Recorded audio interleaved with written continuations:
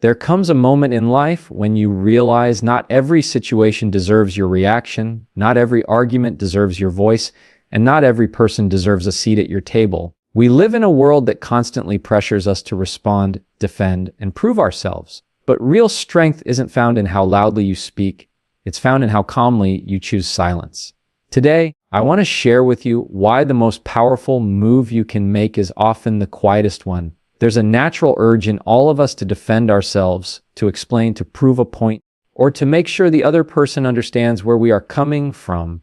We are taught from the time we are young that communication is about talking, about using our voice to make ourselves heard. But the truth is, silence carries a power that words can never fully match. It's not about withholding speech because you have nothing to say. It's about choosing silence because your peace, your energy, and your dignity matter more than winning an argument.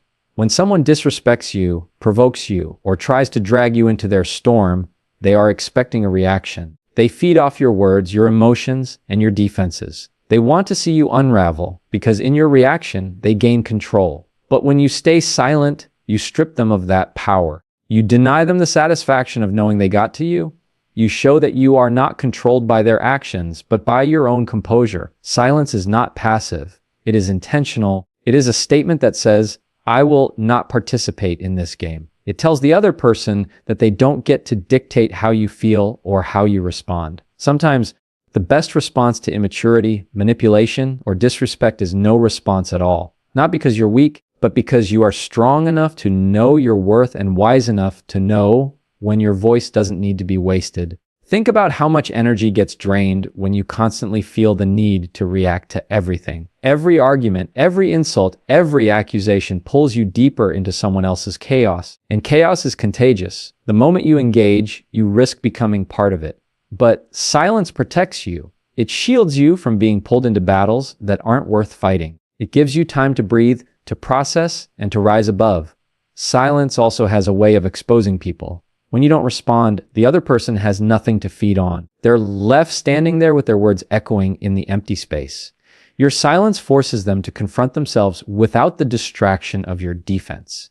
And often, that quiet emptiness is far more uncomfortable than any comeback you could ever throw at them. But silence isn't only for conflict. It's also for moments when words simply aren't enough. When someone betrays you, when they hurt you in a way that explanations can't fix, silence becomes the purest expression of your truth. Words can be twisted. Words can be debated. But silence cannot be misunderstood. It is final, it is clear, and it is undeniable. In relationships, silence can be a boundary. It's the way you say without saying that you refuse to tolerate certain behaviors. You don't need to announce every standard you have. You don't need to justify why you're walking away.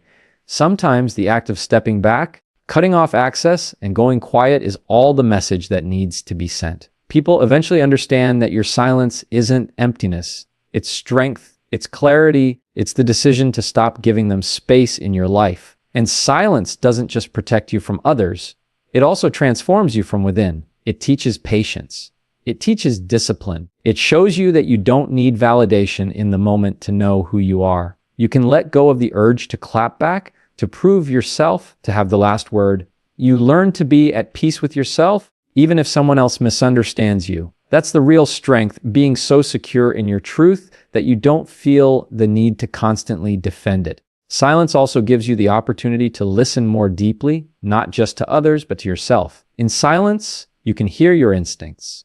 You can notice how situations and people truly make you feel. You can see patterns more clearly without the noise of arguments and explanations clouding your perspective. It's in the quiet moments that you gain clarity, that you realize which battles are worth fighting and which ones deserve nothing more than your silence. The beauty of silence is that it can never be taken back. Once words are spoken, they can linger, they can wound, they can be replayed again and again. But silence leaves no evidence, no regret, no fuel for further conflict. It's clean, it's untouchable. And sometimes it's the only thing that keeps you in control when everything around you is trying to pull you off balance. A lot of people confuse boundaries with warnings. They think if they tell someone, don't cross this line, the line itself will be respected. But the reality is, boundaries don't work because you announce them. They work because you enforce them. You don't have to hold a press conference about what you will and won't tolerate. You simply act on it, quietly, consistently, without a scene. When someone mistreats you, you don't need to raise your voice. You don't need to write them long explanations about why you're stepping back. You don't need to slam the door for dramatic effect. What makes a boundary real is not the announcement of it, but the action that follows. It's in the moment where someone expects you to tolerate their behavior again, and you don't. It's in the choice you make to not pick up the phone this time, not entertain the excuse, not let them slide back in just because they apologized. Enforcing boundaries is less about what you say and more about what you do. If you keep telling someone what your standards are but you never act when they break them, you don't have boundaries. You have suggestions. And suggestions are ignored. People don't learn from what you announce, they learn from what you consistently allow. Cutting someone off doesn't have to be dramatic. It doesn't have to be loud. It doesn't have to involve a fight or a final speech. In fact, the more subtle and consistent your actions are, the clearer the message becomes. True boundaries are lived, not declared. They are shown in silence, in distance, and in the absence of reaction. Enforcing a boundary is not about punishing the other person. It's about protecting yourself. It's about making sure that your values, your peace, and your well-being stay intact. And you don't need confrontation to do that. What you need is consistency. When someone sees that every time they cross the line, they lose access to you, not sometimes, not only when you're angry, but always, that's when they understand. It's easy to make boundaries sound big and bold with words. It's harder to hold them in place when it's uncomfortable, when emotions get involved, or when someone you care about keeps pushing. But that's the test of real strength, staying consistent without creating chaos. Quietly enforcing your standards without the need for dramatic exits or declarations. People will always push where they think there's flexibility.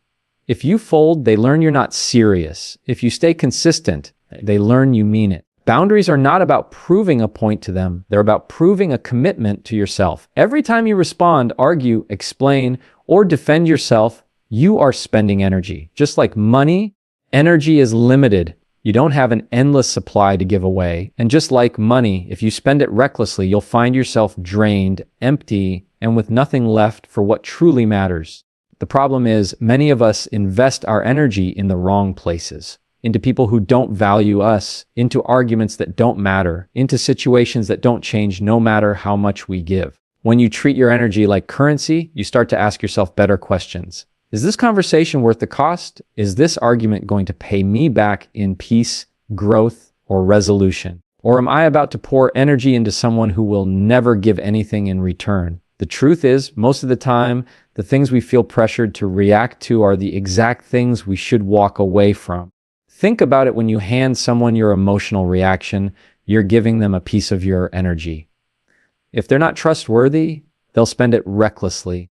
They'll use your anger against you. They'll twist your words. They'll leave you drained and walk away with nothing lost on their side. That's a bad investment. Smart investors know where to put their money. Strong people know where to put their energy. You can't keep handing out emotional reactions like free samples and then wonder why you feel exhausted all the time. If the return is nothing but stress, conflict, or disappointment, you've invested in the wrong place. Protecting your energy doesn't mean you never engage with anyone. It means you become selective. You choose to respond when it matters. You choose to give your attention where there's respect, where there's understanding, where there's growth. You stop overpaying in situations that keep leaving you bankrupt. The irony is, when you stop investing your energy into the wrong people, you suddenly have more to give to the right ones. You have more patience for people who deserve it. You have more focus for opportunities that build you. You have more peace for yourself.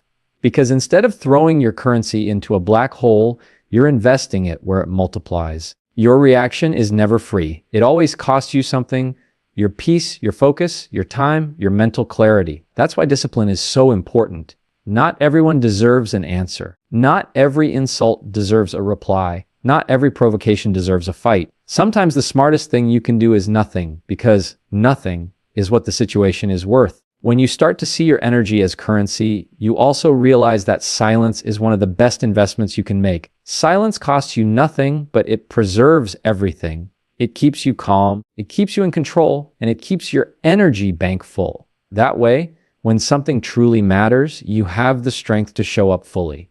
Because you didn't waste yourself on nonsense. The most successful people, the most peaceful people, and the strongest people all have this in common: they don't invest everywhere. They don't pour energy into people who drain them. They don't spend emotional currency on every little thing. They hold it back, they guard it, and they choose wisely where to give it. That's why they have peace others can't understand. If you want more peace in your life, if you want more focus, if you want to stop feeling drained all the time, look at where you're investing your energy. Some people and situations will always leave you broke. Stop funding them. Invest only where there's value, only where there's respect, and only where there's return. Respect is not something you beg for. It's not something you demand with words. It's something you demonstrate and then decide whether others reflect it back to you.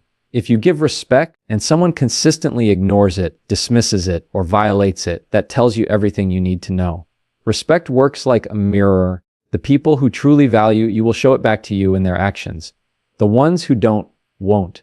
And once you see that clearly, the choice becomes simple. Too often, people waste time trying to convince others to treat them better.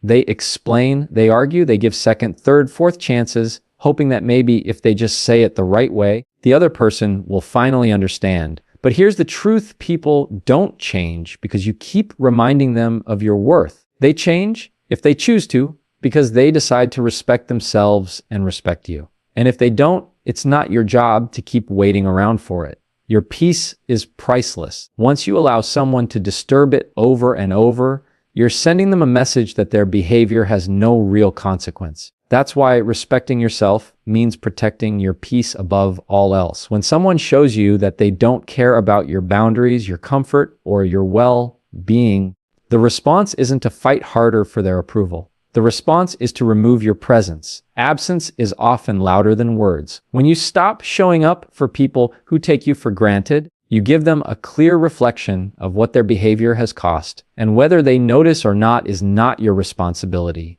What matters is that you kept your peace intact. You refuse to let their lack of respect lower your standards.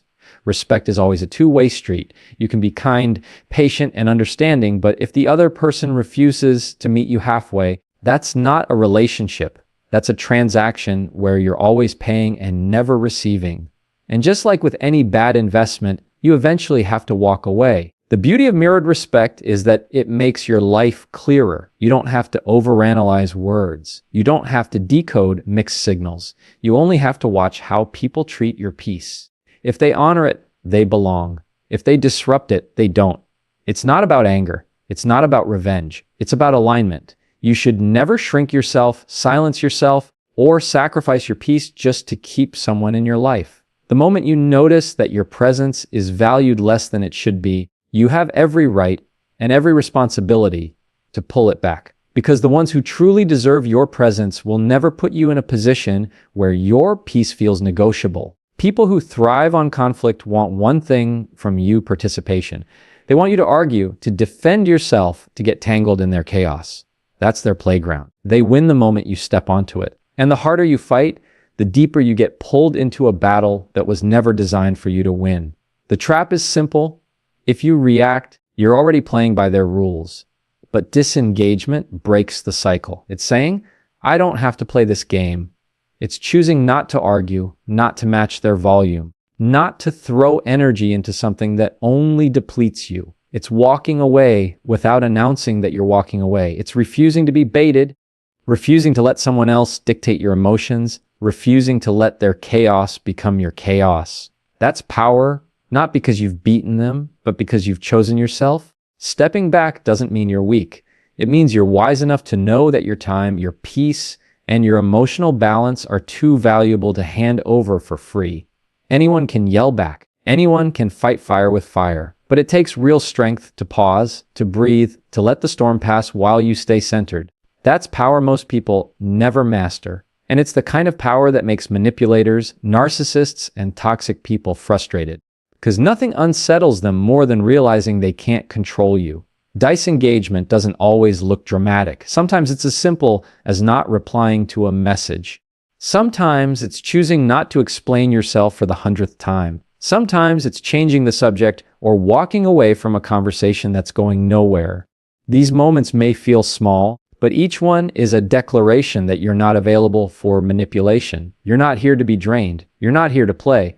The truth is, when you engage in every conflict, you lose more than you gain. You lose your calm, you lose your clarity, and you lose the ability to focus on what truly matters. Disengagement, on the other hand, restores all of that. It gives you back control. It gives you back your energy. And most importantly, it keeps you in alignment with your values instead of being pulled down to their level. The strongest people aren't the loudest in the room. They're the ones who can stay calm while everyone else tries to provoke them. They're the ones who know that not every battle is worth fighting. Not every insult deserves a reply. Not every provocation requires attention. That kind of discipline is rare, but it's the kind of discipline that keeps your power intact.